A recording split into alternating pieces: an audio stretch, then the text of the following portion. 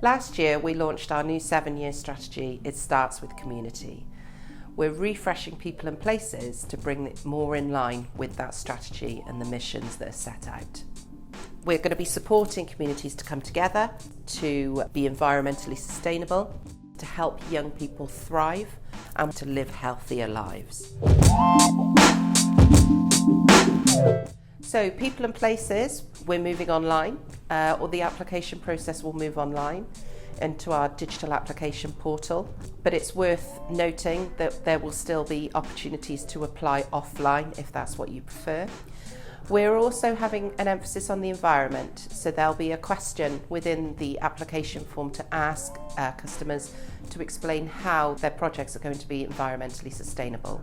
We're also going to be putting more of an emphasis on need, looking at supporting those in poverty, discrimination and disadvantage. From the 25th of September, we will be live on the digital application portal and you will see a new People and Places application form.